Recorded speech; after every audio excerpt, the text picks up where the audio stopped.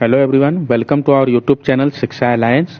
Today we are going to start our daily current affairs session of 22nd November in which we will cover important news from several newspapers, PIB and various government sources. So let's begin our session. Our first topic is Mahajan commission report on the Maharashtra Karnataka border dispute. तो जो महाजन commission का report है Maharashtra Karnataka border dispute, हम इसके बारे में जानेंगे।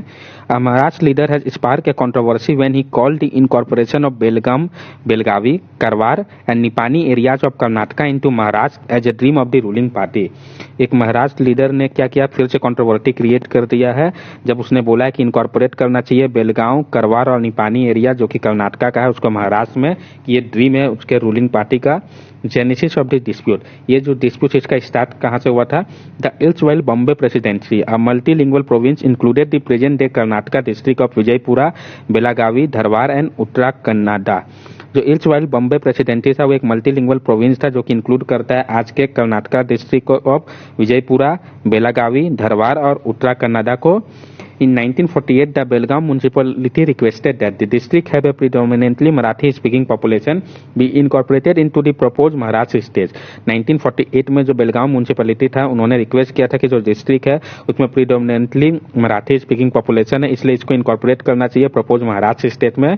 However, the State Organization Act of 1956, which divide state on linguistic and administrative line, made Belgaum and 10 talukas of Bombay state as a part of then Mysore state, which was named Karnataka in 1973. लेकिन state reorganisation act जो था 1956 में जिसने divide किया state को linguistic and administrative line पे, उसने बेलगांव और इसके साथ साथ जो 10 तालुके थे बॉम्बे स्टेट के उसको बनाया मैसूर स्टेट का पार्ट, जिसका नाम बाद में बदल के कर्नाटका कर दिया गया 1973 पे।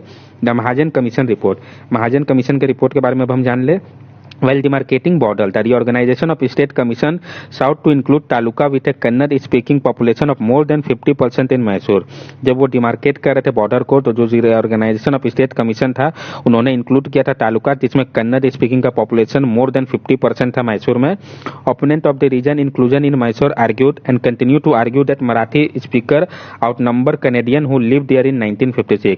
ओपोनेंट जो है इस रीजन के वो अपना रीजन क्या दे रहे हैं कि जो मराठी स्पीकर है वो आउटनंबर कर चुका है कन्नडिगर्स को जो कि रह रहे थे वहां पे 1956 में। In September 1957 the Bombay government echoed their demand and lodge a protest with the centre leading to the formation of Mahajan commission under the formal chief justice Mehr Chand Mahajan in October 1966। और सितंबर 1957 में बॉम्बे गवर्नमेंट ने डिमांड किया और प्रोटेस्ट लॉन्च किया centre के लिए तरफ और कहा कि उनको वो बनाए एक कमीशन, तो महाजन कमीशन बनाया गया formal chief justice Mehr Chand महाजन के नेतृत्व में अक्टूबर 1966 में। रिकमेंडेशन ऑफ द कमीशन, जो महाजन कमीशन बना उसका रिकमेंडेशन क्या था? The commission in its report in August 1967 recommend that 264 village be transfer to Maharashtra which formed in 1960 and that Belgaum and 247 village remain with Karnataka. Commission ने अपने रिपोर्ट में अगस्त 1967 में रिकमेंड किया कि 264 विलेज उसको ट्रांसफर कर देना चाहिए महाराष्ट्र में जो कि बना है 1960 पे, और जो 247 विलेज है वो रिमेन रहेंगे कर्नाटका के पास ही। लेटर डेवलपमेंट क्या हुआ? Maharashtra rejected the report calling it biased and illogical and demanded another review. Maharashtra ने रिजेक्ट कर दिया इस रिपोर्ट को, कहा ये बायस्ड है, इलॉजिकल और डिमांड किया अनदर रिव्यू के लिए। Karnataka welcome the report and has ever since continue to press for implementation although this had not been formally done by the centre. Karnataka ने रिपोर्ट का स्वागत किया और कंटिन्यू प्रेस किया कि इंप्लीमेंट किया जाए इस रिपोर्ट को, लेकिन उसके बाद भी फॉर्मली सेंटर के द्वारा कोई एक्शन नहीं लिया गया। Maharashtra continue to claim over 814 village along the border as well as Belgaum city which are currently part of Karnataka. और महाराष्ट्र जो है वो अभी भी क्लेम करता है 814 विलेज को अलोंग द बॉर्डर के और साथ साथ बेलगाम सिटी का जो कि करेंटली पार्ट है कर्नाटका का। Successive government in Maharashtra have demanded their inclusion within the state a claim that Karnataka contest। और जो सक्सेसिव गवर्नमेंट है महाराष्ट्र के वो डिमांड करे कि इसका इंक्लूड होना चाहिए स्टेट में, जो कि वो क्लेम करते हैं कर्नाटका के कंटेंट में। नेक्स्ट टॉपिक है हमारा गुलेन बेयर सिंड्रोम। तो ये सिंड्रोम के बारे में क्यों न्यूज में आया है और उसका ये सिंड्रोम है क्या? तो in rare complication some patient infected with कोविड-19 have been found suffering from Guillain Barre syndrome GBS in India. Such cases have been reported since August. जो रेयर कॉम्प्लिकेशन है कुछ पेशेंट जो कि इन्फेक्टेड हुए थे कोविड-19 से उन पे पाया गया सिम्टम गुलेन-बर्न सिंड्रोम का। इंडिया में ये केसेस जो है वो रिपोर्ट किए जाने लगे अगस्त से ही। गुलेन-बर्न सिंड्रोम है क्या? It is a very rare auto immune disorder. ये जो है बहुत ही रेयर ऑटो इम्यून डिसऑर्डर है। The immune system in an attempt to kill the corona virus accidentally start attacking the peripheral nervous system. जो immune system होता है attempt to किल करने के लिए कोरोना वायरस को एक्सीडेंटली क्या करता है, अटैक करने लगता है खुद के पेरिफेरल नर्वस सिस्टम को ही। The peripheral nervous system is a network of nerves that lead from the brain and spinal cord to different part of the body. Attacking them can affect lymph function. जो peripheral nervous system होता है वो network होता है nerve का, और वो जो है ब्रेन और स्पाइनल कॉर्ड को अलग अलग पार्ट ऑफ बॉडी से कनेक्ट करता है। अटैक जब इस पे होता है तो वो क्या करता है, अफेक्ट करता है लिम्फ के फंक्शन को। जो गुलेन-बर्न सिंड्रोम है ये बैक्टीरिया और वायरल इन्फेक्शन के कारण होता है। The syndrome first symptom are a tingling or itching sensation in the skin followed by muscle weakness, pain and numbness। ये जो सिंड्रोम है इसका पहला सिम्टम क्या होता है, टिंगलिंग व इचिंग होता है, सेंसेशन स्किन पे। उसके बाद मसल्स वीकन होता है, पेन होता है, निम्नेंस होता है। आप देख सकते हैं यहाँ पे गुलेन-बर्न सिंड्रोम। गुलेन-बर्न सिंड्रोम जो है वो रेयर डिसऑर्डर है जिसमें क्या होता है हमारा इम्यून सिस्टम अटैक करता है हमारे नर्व को। ये हेल्दी नर्व है, आप देखिए जिसमें माइलिन है और नर्व फाइबर है। और अफेक्टेड नर्व में क्या होता है, डैमेज हो जाता है माइलिन और एक्सपोज हो जाता है नर्व फाइबर। इससे क्या होगा, वीकनेस होगा, टिंगलिंग होगा हमारे एक्सट्रीमिटीज पे और यूजुअली सिम्टम्स दिखने लगेगा। लिम्ब वीकन हो गया, डिफिकल्टी होगा स्वेलिंग में, शॉर्टनेस ऑफ ब्रेथ आएगा, फ्लैसिड पैरालिसिस हो सकता है। नेक्स्ट टॉपिक है हमारा what are deemed forest. Deemed forest है क्या? The concept of deemed forest has not been clearly defined in any law including the forest conservation act of 1980। जो concept है डीम्ड फॉरेस्ट का उसको कहीं भी क्लियरली डिफाइन नहीं किया गया है किसी भी लॉ पे, फॉरेस्ट कंजर्वेशन एक्ट ऑफ 1980 में भी। However, the Supreme Court in the case of T.N. Godavarman Tirumallpur 1996 accepted a wide definition of forest under the act। लेकिन सुप्रीम कोर्ट ने जो केस था टी.एन. गोडावर्मन और तिरुमलपुर 1996 का उसने एक्सेप्ट किया था जो वाइड डिफिनेशन था फॉरेस्ट के इस एक्ट के अंतर्गत। It cover all statutorily recognised forest whether designated as reserve protected और otherwise for the purpose of section 2 clause 1 of the forest conservation act. ये जो है कवर करता है सारे ही स्टैट्यूटरली रिकॉग्नाइज्ड फॉरेस्ट को, चाहे वो डेजिग्नेटेड हो, रिजर्व प्रोटेक्टेड व अदरवाइज पर्पस हो सेक्शन 2 क्लॉज 1 का फॉरेस्ट कंजर्वेशन एक्ट के अंतर्गत आओ। The term forest land occurring in section 2 will not only include forest as understood in the dictionary sense but also any area recorded as forest in the government record irrespective of the owner said the court। तो term forest land है जो section 2 है उसके अनुसार ये सिर्फ forest land को ही नहीं इंक्लूड करेगा। इसका जो डिक्शनरी सेंस है ये जो है एरिया इंक्लूड करता है फॉरेस्ट जो गवर्नमेंट का रिकॉर्ड में है, इरेस्पेक्टिव कोई उससे मतलब नहीं कि ओनर कौन है और उसने कोर्ट में क्या बताया है। Karnataka forest minister has announced that the state government would soon declassify 6.64 lakh hectare of 9.94 lakh hectare of deemed forest in the state, nearly 67%, and hand it over to revenue authorities। Karnataka के forest minister ने announce किया था कि जो state government है बहुत जल्दी declassify करेगा 6.64 lakh hectare out of 9.94 lakh hectare में डीम फॉरेस्ट का स्टेट में नियरली 67% है और उसको हैंड ओवर कर देगा रेवेन्यू अथॉरिटीज को। न्यूज में क्यों आया? The issue of deem forest is a continuous one in Karnataka with legislature across party line often allege that large amount of agriculture and non forest land are unscientifically classified as such. जो issue है deem forest का ये continuous issue है कर्नाटका के लिए, जहाँ पे जो लेजिस्लेचर है अक्रॉस पार्टी लाइन बहुत बार एलिज किया है कि जो लार्ज अमाउंट है एग्रीकल्चर व नॉन फॉरेस्ट लैंड का वो अनसाइंटिफिकली क्लासिफाई किया गया है डीम फॉरेस्ट के रूप में। डिमांड टू रिक्लासिफाई, डिमांड किया जा रहा है उनके द्वारा कि इसको रिक्लासिफाई किया जाए। A demand forest fits dictionary meaning of a forest irrespective of ownership. जो डीम्ड फॉरेस्ट होता है वो फिट करता है डिक्शनरी मीनिंग जो फॉरेस्ट का है, मतलब नहीं है ओनरशिप से। एमिस claim that the move fit farmer as well as bear large track from mining. The state had been arguing that the classification was done without taking into account the need of people. जो claim है वो सबसे ज्यादा hit करेगा farmer को, साथ साथ bear जो लार्ज ट्रैक है माइनिंग के लिए जो स्टेट है वो आर्ग्यू कर रहा है कि वो क्लासिफाई जो हुआ है ध्यान में बिना रखे हुए जो जरूरत है पीपल का। Why does the government want to release this forest? क्यों गवर्नमेंट चाहता है रिलीज करना इस फॉरेस्ट को, डिक्लासिफाई करना? In 2014, the then government decided to have a relook at the category of forest। 2014 में जो then government है उसने डिसाइड किया था कि वो relook करेंगे जो कैटेगराइजेशन है फॉरेस्ट का। The dictionary definition of forest was applied to identify thickly wooded area as deemed forest। A well-defined scientific verifiable criteria was not used, resulting in a subjective classification। जो dictionary definition है forest का वो apply किया गया है, identify करता है कि thickly wooded area deem forest होता है। ये well defined scientific verifiable criteria नहीं होने के कारण क्या हुआ, एक सब्जेक्टिव क्लासिफिकेशन करना पड़ा।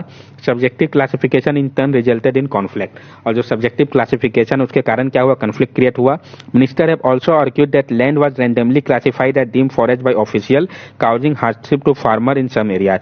और मिनिस्टर का ये भी आर्ग्यू करना है कि लैंड जो है वो रैंडमली क्लासिफाई किया गया डीम्ड फॉरेस्ट ऑफिशियल के द्वारा, इस कारण बहुत सारा हार्डशिप का सामना करना पड़ता है फार्मर्स को बहुत सारे एरिया पे।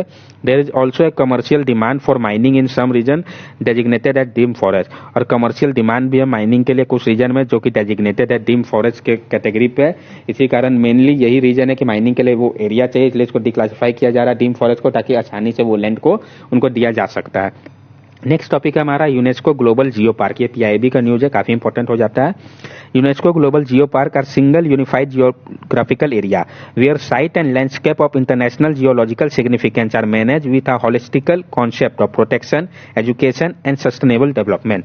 जो यूनेस्को ग्लोबल जियो पार्क है वो सिंगल यूनिफाइड जियोग्राफिकल एरिया होता है जहां पे साइट और लैंडस्केप जो कि इंटरनेशनल जियोलॉजिकल सिग्निफिकेंस रखते हैं उनको मैनेज किया जाता है holistic concept of protection, education and sustainable development को ध्यान में रख के। UNESCO global geo park use it's geological heritage in connection with all other aspects of the area's natural and cultural heritage to enhance awareness and understanding of key issue। जो UNESCO global geo park है वो use करता है अपना geological heritage को connection with जितने भी other aspect है एरिया के नेचुरल कल्चर हेरिटेज के साथ लिंक करता है ताकि वो और ज्यादा इनहेंस कर सके अपने अवेयरनेस को और समझ सके जो की इश्यूज है। UNESCO Global Geo Park is given the designation for a period of 4 years, after which the functioning and quality of each UNESCO Global Geo Park is thoroughly re-examined during a revalidation process। जो UNESCO global geo park होता है वो का designation दिया जाता है 4 साल के पीरियड के लिए। उसके बाद जो फंक्शनिंग होता है क्वालिटी होता है इस यूनेस्को ग्लोबल जियो पार्क का उसको थॉरोली री-एग्जामिन किया जाता है ड्यूरिंग रिवैलिडेशन प्रोसेस में। UNESCO Global Geo Park status does not imply restriction on any economic activity inside a UNESCO Global Geo Park where that activity compile with indigenous, local, regional और national legislation। जो UNESCO Global Geo Park status है वो कोई भी restriction नहीं लगाता है economic activity पे inside UNESCO global geo park पे, जहां पे एक्टिविटी जो है कंपाइल करता है इंडिजिनस, लोकल, रीजनल व नेशनल लेजिस्लेशन के द्वारा। UNESCO Global Geo Park give local people a sense of pride in their region and strengthen their identification with the area। UNESCO Global Geo Park का जो status है वो local people को एक sense of pride देता है उस reason का और ज्यादा मजबूत करता है आइडेंटिफिकेशन इस एरिया का। Recently INTACH is pushing to get recognition of a UNESCO global geo park for Visakhapatnam. अभी हाल ही में इंटेक जो है वो पुश कर रहा है कि रिकॉग्निशन मिलना चाहिए यूनेस्को ग्लोबल जियो पार्क के लिए विशाखापट्टनम में, कहाँ पे, जो कि कंसिस्ट कर रहा है Erramatti Dibbalu red sand dune, natural rock formation at Mangamaripeta, million year old Bora caves और volcanic ash deposit in Araku Valley। तो जो ये 4 प्लेसेस है उसको इंटेक बोल रहा है कि यूनेस्को ग्लोबल जियो पार्क का स्टेटस मिलना चाहिए विशाखापट्टनम के। वो कौन कौन से है, तो Erramatti Dibbalu red sand dune, natural rock formation at Mangamaripeta, million year old Borra cave और volcanic ash deposit in Araku valley. India does not have any UNESCO global geo park as of now. लेकिन अभी तक क्या है, इंडिया का कोई भी यूनेस्को ग्लोबल जियो पार्क नहीं है फिलहाल, लेकिन इंटेक पुश कर रहा है अगर मिल जाता है यूनेस्को ग्लोबल जियो पार्क तो वो विशाखापट्टनम के एरिया के लिए प्राइड की बात होगी। देन नेक्स्ट टॉपिक है हमारा global centre for traditional medicine, यानी जो ग्लोबल सेंटर है ट्रेडिशनल मेडिसिन के लिए। Recently the world health organisation has announced that it will set up a global centre for traditional medicine in India. अभी हाल ही में वर्ल्ड हेल्थ ऑर्गेनाइजेशन ने अनाउंस किया कि वो सेटअप करेगा ग्लोबल सेंटर ट्रेडिशनल मेडिसिन का इंडिया पे। The traditional medicine centre will be aimed at strengthening the evidence research, training and awareness of traditional and complementary medicine. जो ट्रेडिशनल मेडिसिन सेंटर होगा उसका एम क्या होगा, तो मजबूत करना एविडेंस को, रिसर्च को, ट्रेनिंग को और अवेयरनेस लाना ट्रेडिशनल एंड कम्प्लीमेंट्री मेडिसिन के फील्ड पे। The new centre will support WHO effort to implement the WHO traditional medicine strategy 2014 to 2023। जो नया सेंटर है वो सपोर्ट करेगा जो WHO का एफर्ट था इंप्लीमेंट करने के लिए WHO traditional medicine strategy 2014 to 2023। The traditional system of medicine such as Ayurveda can play an important role in integrated people-centric health service and healthcare। जो ट्रेडिशनल सिस्टम है medicine का जैसे कि आयुर्वेद हो गया वो एक इंपॉर्टेंट रोल निभाएगा इंटीग्रेट करने में people centric health services and health care को। WHO traditional medicine strategy 2014 to 2023। जो WHO का ट्रेडिशनल मेडिसिन स्ट्रेटेजी है 2014 से 2023 का, इसके बारे में हम जान ले। It was developed in response to the world health assembly resolution on traditional medicine. इसको डेवलप किया गया था रिस्पॉन्स में वर्ल्ड हेल्थ असेंबली का जो रिजोल्यूशन था ट्रेडिशनल मेडिसिन का, उसके कारण। The goal of the strategy are to support member state in, जो गोल है इस स्ट्रेटेजी का कि वो सपोर्ट करेगा मेंबर स्टेट को किस फील्ड में, harnessing and potential contribution to traditional medicine to health wellness and people centre health care. ये हार्नेस करेगा तो पोटेंशियल कंट्रीब्यूशन है ट्रेडिशनल मेडिसिन का हेल्थ वेलनेस और पीपल सेंटर हेल्थ केयर पे। Promoting the safe and effective use of traditional medicine by regulating research and integrating traditional medicine product practitioner and practice into health system where appropriate. ये promote करेगा safe और effective use traditional medicine का, regulate करके research करके और integrate करेगा traditional medicine product को practitioner को जो कि प्रैक्टिस कर रहा है इनटू हेल्थ सिस्टम में, जो कि अप्रोप्रिएट है। The strategy aimed to support member states in developing proactive policies and implementing action plan that will strengthen the role traditional medicine play in keeping population healthy. जो strategy है उसका M है कि वो सपोर्ट करे member state को develop करने में प्रोएक्टिव पॉलिसी और इम्प्लीमेंट करने में एक्शन प्लान को, जो कि मदद करेगा मजबूत करने में जो रोल है ट्रेडिशनल मेडिसिन का पॉपुलेशन को हेल्दी बनाने के लिए।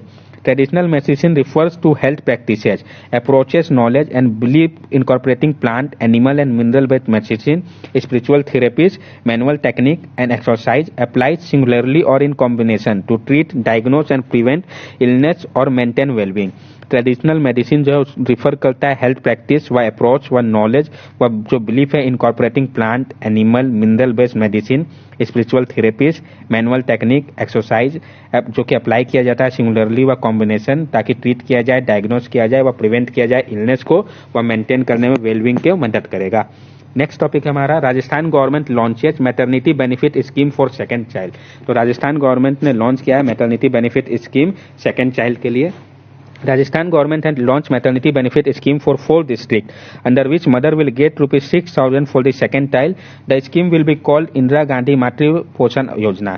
राजस्थान गवर्नमेंट ने लॉन्च किया है मैटरनिटी बेनिफिट स्कीम 4 डिस्ट्रिक्ट में मदर के लिए और उनको रुपीज 6,000 दिया जाएगा सेकंड चाइल्ड के लिए।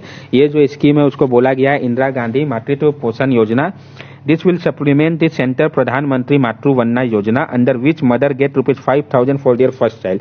ये जो है सप्लीमेंट करेगा जो सेंटर का प्रधानमंत्री मातृ वंदना योजना है जिसमें मदर को रुपीज 5,000 मिलता है फॉर देयर फर्स्ट चाइल्ड के लिए। The scheme is being implemented in Udaipur, Pratapgarh, Banswara and Dungarpur on pilot basis for 5 years। ये जो स्कीम है उसको इम्प्लीमेंट किया जाएगा राजस्थान में 4 प्लेसेस में पायलट बेसिस के लिए 5 इयर्स तक के लिए। वो कौन कौन से प्लेसेस है तो Udaipur, Pratapgarh, Banswara and Dungarpur. This district were selected because nutrition indicator among children and anemia level among mother are worse than the average for the state। इस डिस्ट्रिक्ट को इसलिए सिलेक्ट किया गया क्योंकि जो न्यूट्रिशन इंडिकेटर है चिल्ड्रन का और जो एनीमिया लेवल है among मदर्स में वो सबसे ज्यादा खराब है एवरेज से इस स्टेट के। फीचर्स ऑफ द स्कीम, ये जो स्कीम राजस्थान गवर्नमेंट लेके आया इसके फीचर्स के बारे में हम जान ले। The objective of the scheme is to compensate mother for the loss of weight during pregnancy and after childbirth and to curb wasting and stunting among children as well as anemia among mother। जो objective है इस scheme का कि वो compensate करे mother को जो उनका नुकसान हो रहा है वेजेस का during pregnancy and after child birth और कर्ब करे वेस्टिंग एंड स्टंटिंग को अमंग चिल्ड्रन, साथ साथ जो एनीमिया है अमंग मदर्स को। Beneficiary will receive cash in 5 installment upon meeting certain condition। However, unlike the central scheme, they will not have to submit an Aadhaar card for the state scheme and the money will be transferred directly to their bank account। जो beneficiary है उनको cash मिलेगा 5 instalment में upon meeting करने जब वो पूरा करेंगे कुछ कंडीशन को। जैसा सेंट्रल स्कीम में क्या था कि उनको सबमिट करना पड़ता था आधार कार्ड में, ऐसा जरूरत नहीं है। स्टेट स्कीम में मनी डायरेक्टली ट्रांसफर कर दिया जाएगा उनके बैंक अकाउंट में। अब प्रधानमंत्री मातृ वंदना योजना, अब हम इसके बारे में जान ले।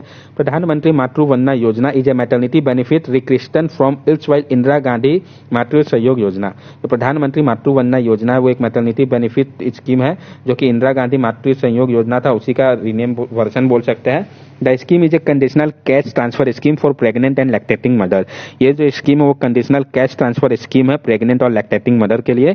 It provide a partial wage compensation to women for wage loss during child birth and child care and to provide condition for safe delivery and good nutrition and feeding practice. ये जो है प्रोवाइड करता है कि partial wage compensation provide किया जाए women को जो वेज लॉस हो रहा है ड्यूरिंग चाइल्ड बर्थ और चाइल्ड केयर में, और प्रोवाइड किया जाए उनको कंडीशन सेफ डिलीवरी और गुड न्यूट्रिशन के लिए और फीडिंग प्रैक्टिस प्रोवाइड किया जाए। अब आप यहाँ से समझ सकते हैं कि जो प्रधानमंत्री मातृ वंदना योजना था वो प्रोवाइड करता है मैटरनिटी बेनिफिट, जिसमें ₹5,000 दिए जाएंगे प्रेग्नेंट वुमेन व लैक्टेटिंग मदर को आफ्टर देयर फर्स्ट डिलीवरी। ये जो बेनिफिट है वो प्रोवाइड किया जाएगा 3 इंस्टॉलमेंट में। ये कंडीशनल कैश ट्रांसफर स्कीम होगा जो कि प्रोवाइड करेगा पार्शियल वेज कंपनसेशन वुमेन को जो उनका वेज का लॉस हो रहा है during child birth and child care के दौरान। ये जो स्कीम है वो इंश्योर करता है कि सेफ डिलीवरी हो, गुड न्यूट्रिशन प्रोवाइड किया जाए वुमेन को। जो बेनिफिट है जो कि नहीं अवेलेबल होगा एम्प्लॉय ऑफ सेंट्रल और स्टेट गवर्नमेंट के एंड पब्लिक सेक्टर अंडरटेकिंग के, तो यानी वो इस स्कीम के अंतर्गत नहीं ले सकते बेनिफिट का फायदा। अब जो मैटर है हेल्थ का, तो जो अंडर न्यूट्रिशन है वो सबसे ज्यादा इफेक्ट करता है वुमेन को इंडिया पे। एवरेज 3rd वुमेन जो है वो अंडर न्यूरिश है, जबकि हर एक 2nd वुमेन एनीमिक है। अंडर न्यूरिश वुमेन जो है वो ऑफन गिव जो कर देती है बर्थ बेबी को, वो लो बर्थ वेट होते हैं। When poor nutrition start in utero it extend throughout the life cycle, और जब पुअर न्यूट्रिशन स्टार्ट होता है यूटेरो पे तो वो एक्सटेंड करता है पूरे लाइफ साइकिल पे। Owing to economic and social distress, many women continue to work to earn a living for their family up to the last day of their pregnancy। और इकोनॉमिक एंड सोशल प्रॉब्लम के कारण बहुत सारी women जो है वो continue work करती है अर्न करने के लिए लिविंग अपने फैमिली के लिए लास्ट डे तक अपने प्रेगनेंसी के। They resume work soon after child birth with prevent their body from full recovery, और वो बहुत जल्दी चाइल्ड बर्थ के बाद फिर से काम चालू कर देती है, जिस कारण क्या है उनका बॉडी पूरी तरीके से रिकवर नहीं कर पाता है। It's also impair their ability to exclusively breast feed during the first 6 month, और ये जो है वो इम्पेयर करता है उनका जो एबिलिटी है एक्सक्लूसिवली ब्रेस्ट फीड कराने का ड्यूरिंग फर्स्ट 6 मंथ के लिए, उस पर भी इम्पैक्ट करता है। इसी कारण ये स्कीम लाया गया था प्रधानमंत्री मातृ वंदना योजना, और जो राजस्थान गवर्नमेंट फर्दर स्कीम लेके आया है बेनिफिट करने के लिए 2nd चाइल्ड के लिए, ताकि सपोर्ट मिले वुमेन को। नेक्स्ट टॉपिक है हमारा what is cord blood banking. Community cord blood banking, a stem cell banking initiative, had recently helped save the life of a girl child, making it India's first dual cord blood transplant to an unrelated donor। जो community code blood banking है जो कि एक stem cell banking initiative था जिसने recently मदद किया था जान बचाने में एक गर्ल चाइल्ड का लाइफ को, जो कि इंडिया का पहला डुअल कोड ब्लड ट्रांसप्लांट हुआ था एक अनरिलेटेड डोनर से। What is cord blood? Code blood है क्या? Cord blood short for अमेरिकल code blood. जो कोड ब्लड है वो अमेरिकल कोड ब्लड का ही शॉर्ट फॉर्म है। It the blood that remain in the अमेरिकल code and placenta post delivery, जो कि ब्लड है जो कि रह जाता है अमेरिकल कोड पे व प्लेसेंटा पे पोस्ट डिलीवरी के बाद। It contain special cell called hemopoietic It contains special cell called hematopoietic stem cell that can be used to treat some type of disease। ये जो है कंटेन करता है स्पेशल सेल जिसको कि हम हेमेटोपोएटिक स्टेम सेल कहते हैं, जिसको कि यूज किया जाता है ट्रीट करने के लिए सम टाइप ऑफ डिजीज को। What is cord blood banking? Cord blood banking है क्या? Cord blood banking is the process of collecting the cord blood and extracting and cryogenically freezing it stem cell and other cell of the immune system for potential future medical use. जो cord blood banking वो process है collect करने का code blood को और extract किया जाता है और क्रायोजेनिकली इसको फ्रीज किया जाता है स्टेम सेल को और अदर सेल्स को इम्यून सिस्टम का, ताकि पोटेंशियली फ्यूचर में इसका मेडिकल जो यूज है यूज किया जा सके। Globally cord blood banking is recommended as a source of hematopoietic stem cell transplantation for hematological cancer and disorder where it is used it recommended। Globally क्या होता है जो कोड ब्लड बैंकिंग वो recommend किया जाता है कि वो एक सोर्स है हीमेटोपोएटिक स्टेम सेल ट्रांसप्लांटेशन के लिए, जहां पे हीमेटोपोलॉजिकल कैंसर व डिसऑर्डर होता है, जहां पे इसके यूज को रिकमेंड किया गया है। For all other condition the use of cord blood as a source of stem cell is not yet establish. और बाकी अदर कंडीशन में जो यूज है कोड ब्लड का एक सोर्स के रूप में स्टेम सेल का, ये अभी तक स्टेब्लिश नहीं हुआ है। What can it be used for? ये किस लिए यूज हो सकता है? The umbilical cord fluid is loaded with stem cell। जो umbilical cord fluid होता है वो लोडेड होता है स्टेम सेल से। They can treat cancer, blood disease like anemia and some immune system disorder which disrupt your body ability to defend itself। ये जो है ट्रीट कर सकता है कैंसर को, ब्लड डिजीज जैसे कि एनीमिया, और कुछ इम्यून सिस्टम डिसऑर्डर को भी, जो कि डिस्टर्ब करता है हमारे बॉडी की एबिलिटी को डिफेंड करने से। The fluid is easy to collect and has 10 times more stem cell than those collected from bone marrow। ये जो फ्लूइड है वो आसान है कलेक्ट कर पाने में और इसमें 10 गुना अधिक स्टेम सेल पाए जाते हैं, जो कि अगर हम कलेक्ट करें बोन मैरो से उस कंपैरिजन में तो समझिए कितना ज्यादा ये इंपॉर्टेंट हो गया। Stem cell from cord blood rarely carry any infectious disease and are half as likely to be rejected as adult stem cell। जो स्टेम सेल जिसको कि हम कलेक्ट करते हैं कोड ब्लड से, वो रेयरली ही कोई इन्फेक्शन डिजीज उसमें होता है और ये शायद ही रिजेक्ट किया जाए किसी एडल्ट स्टेम सेल्स के द्वारा, मतलब ज्यादातर एक्सेप्टेबल है, यानी यूज इसका काफी वायबल हो जाएगा। अब आप यहाँ पे देख सकते हैं कोड ब्लड बैंकिंग को इमेज के माध्यम से जो समझाया गया है। अब concern associated with stem cell banking, जो चिंता एसोसिएटेड है स्टेम सेल बैंकिंग को लेकर, over the past decade stem cell banking has been aggressively marketed even at is use is still in experimental stage, but this company charge enormous fees from parents to preserve cell. Past decade में देखा गया है कि जो stem cell banking है वो aggressively market किया जा रहा है, जबकि इसका यूज जो है अभी एक्सपेरिमेंटल स्टेज में ही है, लेकिन बहुत सारी कंपनियां जो है वो इनॉर्मस फीस चार्ज कर रही है पेरेंट्स से प्रिजर्व करने के लिए उनके सेल्स को। The concern here is that it is merely by emotional marketing that company convince parents to bank the cell for several years, promoting future therapeutic use.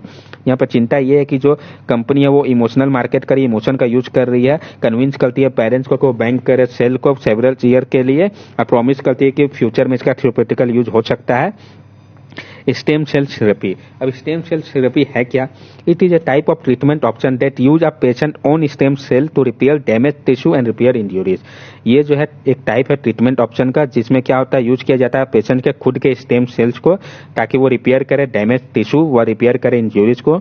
It is use to treat more than 80 disorder including neuromuscular and degenerative disorder. Example bone marrow transplant is use in leukaemia, blood cancer, sickle cell anaemia, immunodeficiency disorder. ये जो है वो use किया जाता है treat करने के लिए मोर देन 80 डिसऑर्डर को, जिसमें कि न्यूरोमस्कुलर डिसऑर्डर व डिजेनरेटिव डिसऑर्डर है। एग्जाम्पल के तौर पे हम देख सकते हैं जैसे कि बोन मैरो को ट्रांसप्लांट किया जाता है, यूज किया जाता है ल्यूकेमिया ब्लड कैंसर के केस में, सिकल सेल एनीमिया केस में, इम्यूनोडिफिशियंसी डिसऑर्डर में। Stem cells are usually taken from one of the two areas in the patient body, bone marrow और adipose fat tissue in their upper thigh और abdomen. जो stem cell है उसको usually लिया जाता है दो एरिया से पेशेंट के बॉडी के, या तो बोन मैरो से या फिर एडिपोज फैट टिश्यू से, जो कि पाया जाता है अपर थाई में या एब्डोमेन में। Because it is common to remove stem cell from area of stored body fat, some refer to stem cell therapy as adipose stem cell therapy in some cases. ये काफी कॉमन है कि remove किया जाता है stem cells को from area जहाँ पे स्टोर बॉडी फैट होता है, इसलिए इसको रिफर किया जाता है स्टेम सेल थेरेपी को कि वो एडिपोज स्टेम सेल थेरेपी है कुछ केसेस में। नेक्स्ट टॉपिक है हमारा लग्जमबर्ग, जो कि हमारा लास्ट टॉपिक है। The first meeting between India and Luxembourg in 20 years was held recently. जो पहला मीटिंग है इंडिया और लग्जमबर्ग का 20 ईयर्स में, वो अभी हाल ही में हुआ। The meeting resulted in 3 new bilateral agreement. जो मीटिंग हुआ इसका रिजल्ट क्या हुआ, 3 नया बायलैटरल एग्रीमेंट हो पाया, मतलब 20 साल के बाद ही हुआ होगा। All 3 agreement are in the financial space to promote trade ties between India and Luxembourg.